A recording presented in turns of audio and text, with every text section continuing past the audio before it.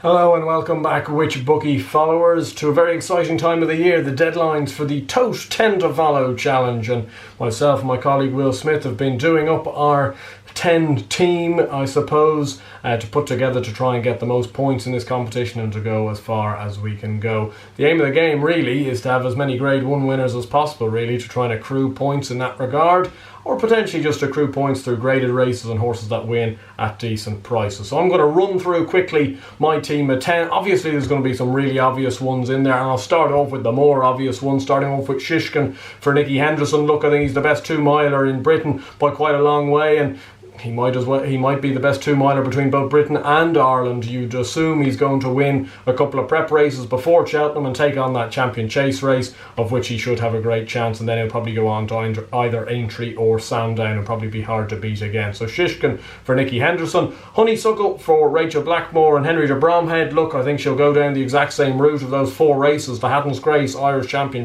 and Punchestown Champion, and to be honest, you'd have to think at some stage she might get beat somewhere, but I can't see who's going to do it. So at that stage she has to be in the team, considering there's a couple of bonus races in there that she's likely to win.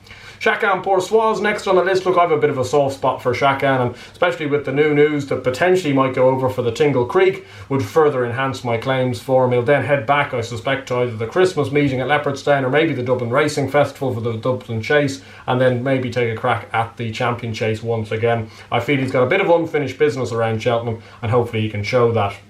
The novice chaser that I'll really be following is Appreciated. I think he's a class above, to be honest. I think he's actually, I know a lot of people want to fall over about Fernie Hollow, and perhaps rightly so, but I think Appreciated has grown and grown since that Champion Bumper defeat, and I think he's a different proposition now. He looks Arkle bound, but he'll be taking on a beginner's chase and then Grade 1s along the line.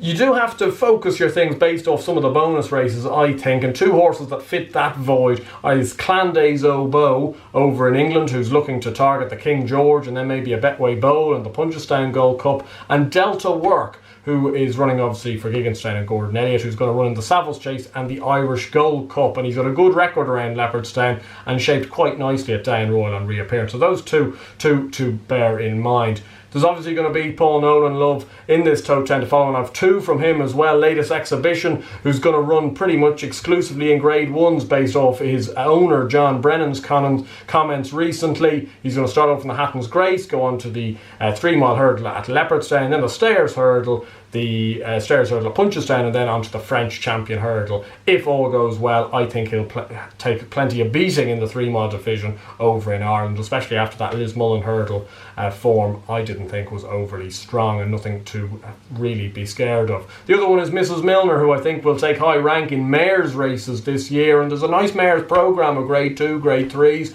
and potentially even Grade 1s near the end of the year that Mrs. Milner can plot her way through and hopefully win plenty of them. And then finally 2 novice hurdlers to take forward this season. My Mate Mozzie for Gavin Cromwell, a horse I like an awful lot, won the for auction at Navan on the weekend. He goes to the Royal Bond and he'll run in plenty of Grade 1s. And 3 Stripe Life for Gordon Elliott, who won his maiden hurdle there the other week, 4th in the Champion Bumper, won a bumper at Navan before that. He also goes to the Royal Bond. He'll run at Leopardstown at Christmas time, I'd assume, maybe even the Deloitte Novice Hurdle, and then on to the Supreme or the Ballymore. So there's 10 for myself in the Tote 10 To Follow. Let us know your selections down below, and hopefully you have a good time, and fingers crossed 1 or 2 of us can win a few prizes.